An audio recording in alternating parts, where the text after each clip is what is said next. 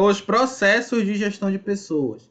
Então, quando a gente fala em gestão de pessoas, existem na literatura 6 grandes processos consagrados: processo de agregar, aplicar, recompensar, desenvolver, manter e monitorar. Vamos falar aqui de cada um deles. O processo de agregar pessoas, ele é o processo utilizado para incluir novas pessoas na empresa, e inclui 2 coisas aqui, ó. É processo de agregar, né? Então está no plural, por isso que inclui. É o recrutamento e a seleção. Recrutamento é aquela chamada que você faz. Abriu uma oportunidade de emprego. Seleção é depois que se candidataram várias pessoas, que você vai selecionar elas.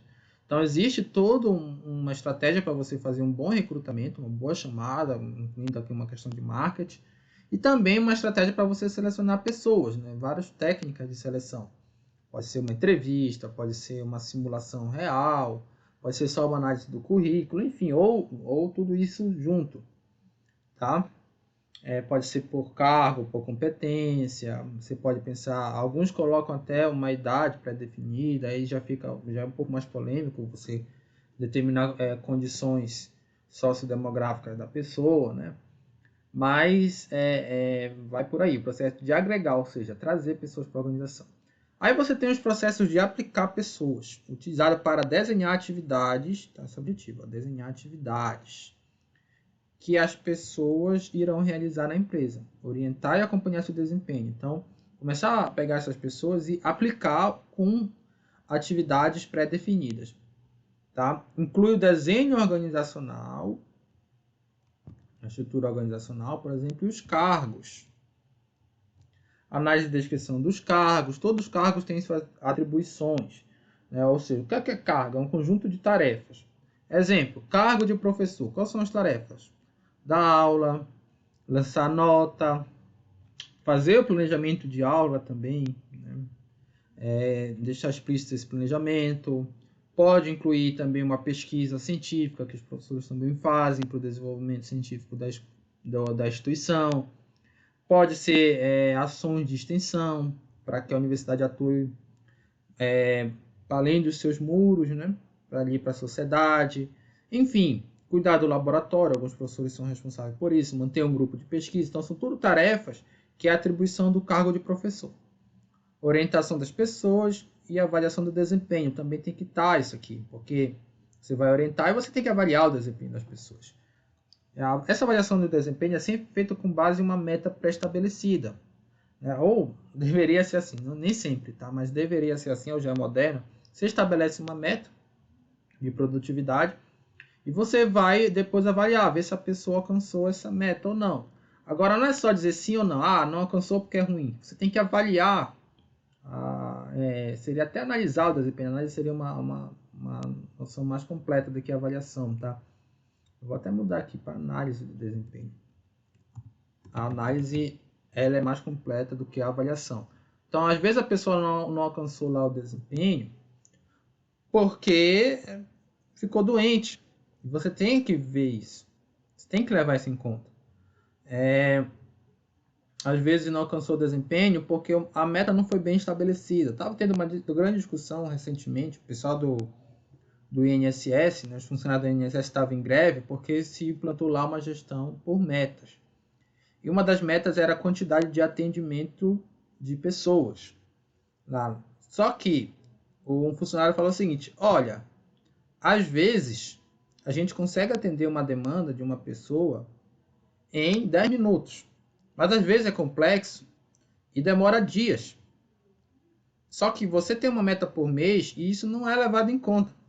E o que acontece? Às vezes o atendimento acaba passando por questões burocráticas, passando por cima. Os funcionários passavam por cima para atingir a meta de atendimento mensal. E atendia de forma errada. Então acabava consumindo mais tempo. Eu não sou contra a gestão por metas na empresa. Tá? Acho que tem que sempre ter uma meta. Mas você tem que analisar por que aquele indivíduo não alcançou a meta. E assim, a meta estava atrelada ao salário lá no órgão, né? Por isso que também teve uma maior revolta. Porque quem não alcançasse aquela meta Não é que ia ter uma redução, é que não ia ter um aumento. A pessoa tem um salário base e quanto mais ele conseguir atender, maior ele ganha, né? Gestão por metas é assim. Então as pessoas ficavam assim também reclamando de não ter esse aumento, tá? Por não alcançar uma meta num mês, por exemplo, que apareceu uma demanda complexa. Mas aí é questão também de você melhorar um pouco como é que vai ser feita a análise dessa meta, do alcance dessa meta pré-estabelecida. Pô, o cara teve ali um processo complexo, tem que ser ponderado, não pode ser com o mesmo patamar de um processo simples. Então não é fácil, tá, você aplicar aqui pessoas. Para quem tiver mais interesse nessa gestão por metas, também chamada de gestão por diretrizes, procura aqui mesmo no YouTube por Professor Falcone. Gestão por diretrizes, gestão por metas, Professor Falcone. É um grande profissional, um grande professor brasileiro, tá? Renomado internacionalmente. É o Vicente Falcone. E as palestras dele são muito boas nesse sentido. Vamos lá.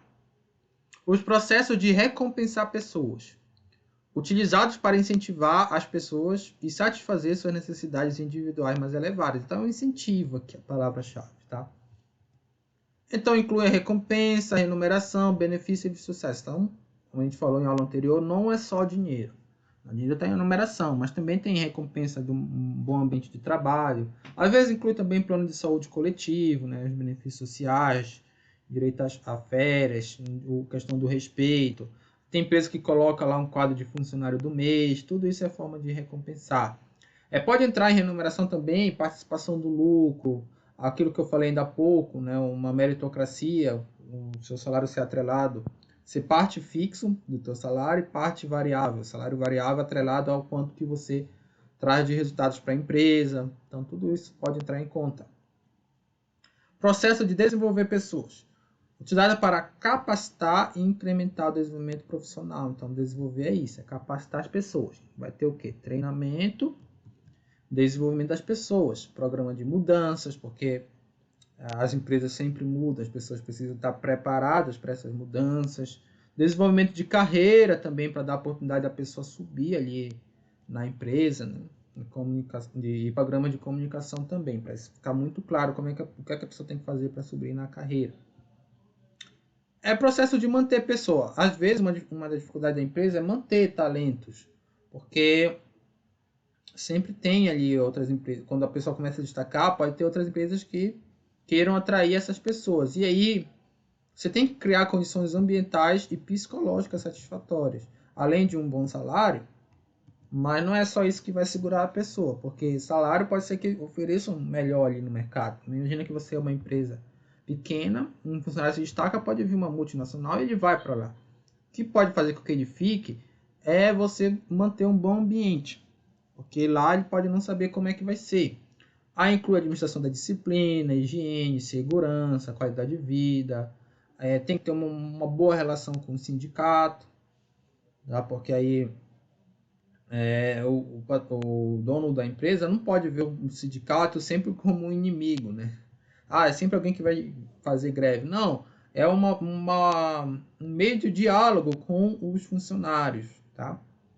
Isso precisa ser respeitado. Processo de monitorar a pessoa. Então, é utilizado para acompanhar e controlar as atividades das pessoas. E também verificar os resultados dentro daquela gestão por metas que eu falei. Então, você tem que ficar sempre acompanhando o desempenho das pessoas, desempenho produtivo, também o desempenho comportamental delas. Então, tem que ser feito um banco de dados. Tá? Um banco de dados e um sistema de informações gerenciais.